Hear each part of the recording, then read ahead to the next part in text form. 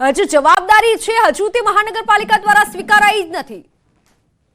Municipal commissioner Dilip Rana છે, આમ તો સોફિયાની વાતો કરતા હોય છે, પરંતુ તે ક્યાંક ને ક્યાંક રાજકારણીઓના ઇશારે ચાલતા હોય તેમ લાગી રહ્યું છે. કારણ કે આજે ફ્યુચરિક જે ડિપાર્ટમેન્ટ છે તેના જે ઇજનેર છે રાજેશ ચૌહાણ, આ રાજેશ ચૌહાણની જવાબદારી બનતી હતી કે તેના દ્વારા આ જે બોટિંગ ક્લબ ચાલી રહ્યો છે ત્યાં સુપરવિઝન કરવામાં આવે, તો સાથે સાથે જે કોન્ટ્રાક્ટર પાસે યોગ્ય દસ્તાવેજ છે તેની ચકાસણી કરવામાં આવે. પરંતુ જે કમિશનર છે તેમના દ્વારા રાજેશ ચૌહાણ સામે પગલાં લેવાયા નથી. તો બીજી વાત કરવામાં આવે તો જે અધિકારીની નિષ્કાળજીના કારણે આખી ઘટના બની છે તો કોર્પોરેશને એ જ અધિકારીને ફરિયાદી બનાવી દીધો છે. ત્યારે મ્યુનિસિપલ કમિશનર દ્વારા જ્યાં કાર્યવાહી કરવામાં આવી છે અને જે આરોપી છે તેને ફરિયાદી બનાવવામાં આવ્યો છે, ત્યારે મ્યુનિસિપલ કમિશનરની કામગીરી સામે પણ અત્યારે સવાલો ઉઠી રહ્યા છે. બિલકુલ બિલકુલ હાર્દિક, આપ જોડાયેલા રહેશો.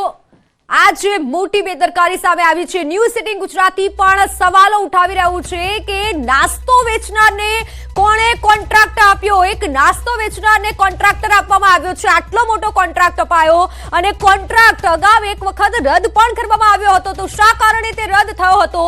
અને જો કોન્ટ્રાક્ટ એક વખત રદ થયો છે તો ફરી કેમ તે એ જ કંપનીને કોન્ટ્રાક્ટ આપવામાં આવ્યો છે? કોની રહેમ નજરથી આ કોન્ટ્રાક્ટ આપવામાં આવ્યો હતો? ન્યૂઝ 18 ગુજરાતી આ તમામ સવાલો પૂછી રહ્યું છે.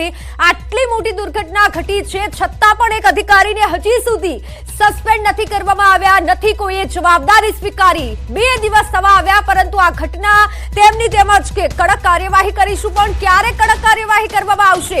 ન્યૂઝ 18 ગુજરાતી આ તમામ સવાલો પૂછી રહ્યું છે હરણી હોનારત મામલે.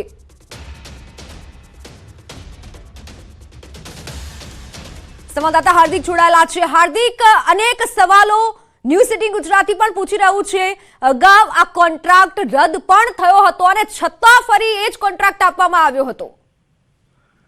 બિલકુલ જી, આ વાત કરવામાં આવે તો આજે કોન્ટ્રાક્ટર છે મેસર્સ કોટિયા પ્રોજેક્ટના જે ઇદારા કોન્ટ્રાક્ટર છે તેઓનું મેં કીધું પ્રમાણે કે સૂકો નાસ્તો વેચતા હતા, તેમને અનુભવ નહોતો. ત્યારે ઇજારદાર કોટિયા પ્રોજેક્ટ જે છે તેમના દ્વારા જે છે તે તમામ પ્રકારના જે દસ્તાવેજો રજૂ કરવામાં આવ્યા હતા, પરંતુ તેમાં જે જવાબદારી હોવી જોઈએ તે પ્રકારની જવાબદારી પૂરતા દસ્તાવેજો ન હતા, જેના કારણે જે આ કોટિયા પ્રોજેક્ટ છે તેનો એક વખત ડિસ્ક્વોલિફાઈડ કરવામાં આવ્યો હતો. ત્યારે આ ઇજારદાર છે તેના દ્વારા થોડાક સમય બાદ જ તમામ પ્રકારના જે દસ્તાવેજ છે તે રજૂ કરવામાં આવ્યા હતા. એટલે જે થોડા સમયની એને ગેપ મળી હતી તે દરમિયાન તેને રાજકારણીઓ સાથે સેટિંગ કર્યું હોય તેવી અત્યારે વડોદરા શહેરમાં ચર્ચાનો વિષય બન્યો છે. 2 મહિનામાં જ કોટિયા પ્રોજેક્ટ પાસે ટર્નઓવર આવી ગયું, આઈટી રિટર્ન પણ આવી ગયું, અનુભવનું સર્ટિફિકેટ ક્યાંથી આવ્યું તે સૌથી મોટો સવાલ જે છે અહીંયા ઉભો થઈ રહ્યો છે. અને પાલિકા દ્વારા આ તમામ દસ્તાવેજો કેવી રીતે મેળવવામાં આવ્યા તેના વિશે પણ તપાસ કરવામાં આવી નથી. બિલકુલ હાર્દિક, આભાર માહિતી બદલ. વડોદરાના હરણી બોટ દુર્ઘટનામાં ઝડપથી સહાય ચૂકવવા માટે આદેશ કરાયો છે. પીએમ મોદીના આદેશ બાદ કલેક્ટરે બેઠક બોલાવી છે. ઝડપથી સહાય ચૂકવવાની કામગીરી શરૂ કરાઈ છે. દુર્ઘટના બાદ મનપા પોલીસનો આદેશ. વડોદરા જિલ્લામાં ચાલતી તમામ રાઇડો, વોટર એક્ટિવિટી બંધ કરવા માટે આદેશ કરાયો છે. આ દુર્ઘટના બાદ વડોદરા મનપા એક્શન મોડમાં હવે આવ્યું છે. કોટેજા પ્રોજેક્ટ નિષ્કાળજીને લઈને કોન્ટ્રાક્ટ રદ કરાયો. મનપા કમિશનરે કોન્ટ્રાક્ટ રદ કરવા માટે હુકમ કર્યો છે. જોકે દુર્ઘટના પ્રકરણમાં પકડાયેલા આરોપીઓને આજે કોર્ટમાં રજૂ કરાશે.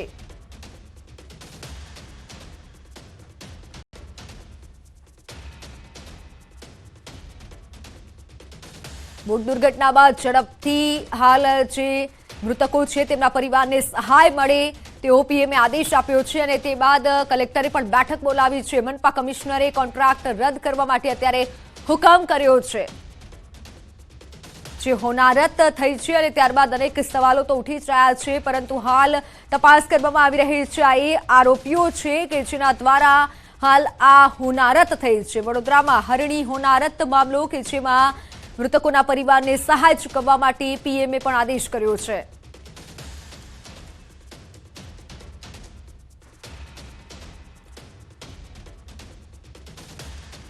વિપક્ષ નેતા અમીર રાવત આપણી સાથે જોડાઈ ચૂક્યા છે. અમીબેન, ન્યૂઝ 18 ગુજરાતીમાં આપનું સ્વાગત છે.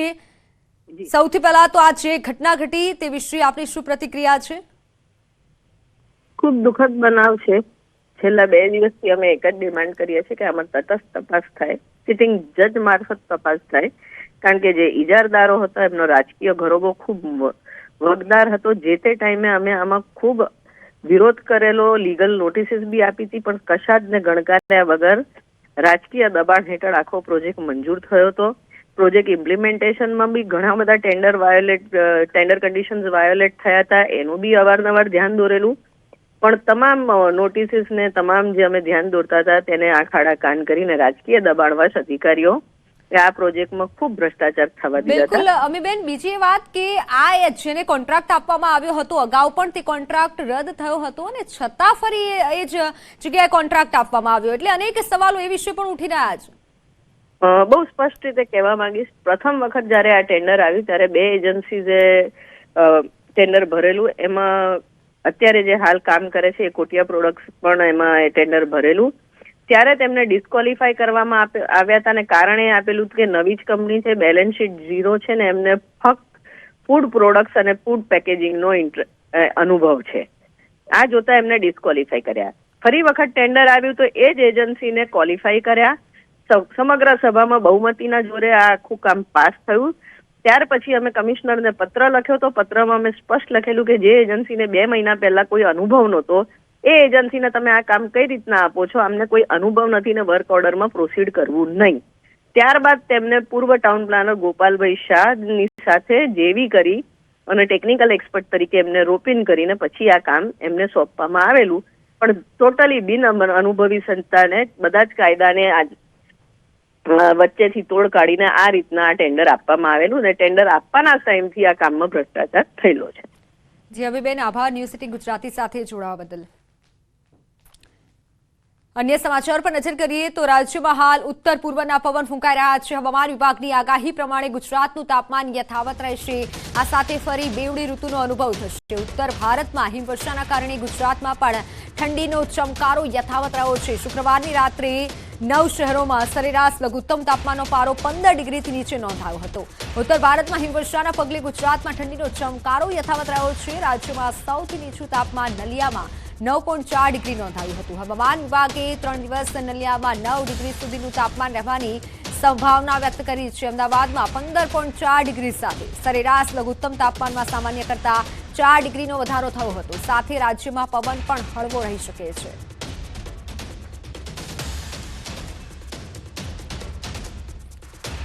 તો રિલાયન્સ ગ્રુપની મહત્વની જાહેરાત 22 જાન્યુઆરીએ રજા જાહેર કરાઈ છે. દેશભરમાં RILની ઓફિસોમાં રજા જાહેર કરાઈ છે. સોમવારે અયોધ્યામાં પ્રાણ પ્રતિષ્ઠા મહોત્સવ છે, જેને લઈને રજા જાહેર કરાઈ છે.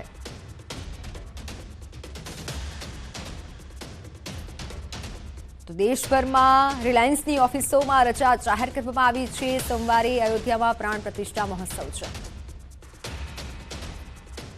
રિલાયન્સ ઇન્ડસ્ટ્રીનો ત્રીજા ક્વાર્ટરના પરિણામો જાહેર થયા છે. રિલાયન્સ ઇન્ડસ્ટ્રીનો નફો 11% વધી 19,641 કરોડ રૂપિયા થયો છે અને આવક વધી 2.48 લાખ કરોડ થઈ છે. રિલાયન્સ ઇન્ડસ્ટ્રીઝે પોતાના ડિસેમ્બર ક્વાર્ટરના પરિણામ જાહેર કર્યા છે. કંપનીનો નફો ગત વર્ષની સરખામણીએ 9% વધી 17,265 કરોડ રૂપિયા પર પહોંચી ગયો છે. વળી આવક ગત વર્ષની સરખામણીમાં 4%ના વધારા સાથે 2.25 લાખ કરોડ સુધી પહોંચી ગયું છે. જીઓનો નફો બીજા ક્વાર્ટરના મુકાબલે 5,058 કરોડ રૂપિયાથી વધી 5,208 કરોડ રૂપિયા પર પહોંચી ગયો છે.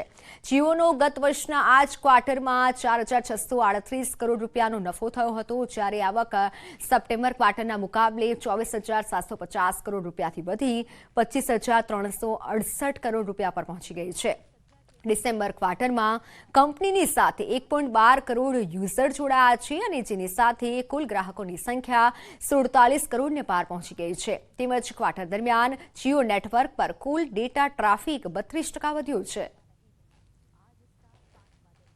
તો રિલાયન્સ ઇન્ડસ્ટ્રીના ચેરમેન અને MD મુકેશ અંબાણીએ કહ્યું છે કે ડિસેમ્બર ક્વાર્ટરમાં જીઓએ સૌથી તેજી સાથે 5G રોલ આઉટ પૂરો કર્યો છે.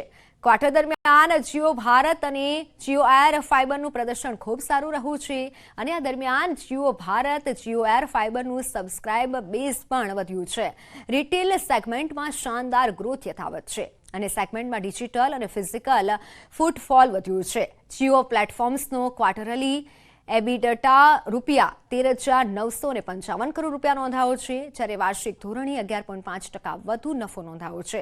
દેશના દરેક શહેર, નગર અને ગામડા હવે હાઈસ્પીડ ડિજિટલ કનેક્ટિવિટીથી સજ્જ થયા છે. રિલાયન્સ રિટેલનો ક્વાર્ટરલી એબિડિટા રૂપિયા 6,258 કરોડ નોંધાયો છે. વાર્ષિક ધોરણે 31.1% વધુ નફો નોંધાયો છે. તો ઓઇલ એન્ડ ગેસ સેગમેન્ટ પર બોલતા તેમણે કહ્યું કે ક્વાર્ટરમાં રેકોર્ડ એબિડિટા રૂપિયા 5,804 કરોડ નોંધાયું છે.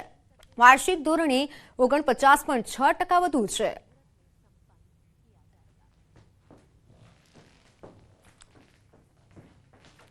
તો હાલ સમાચારોમાં સમય થયો છે વિરામનો.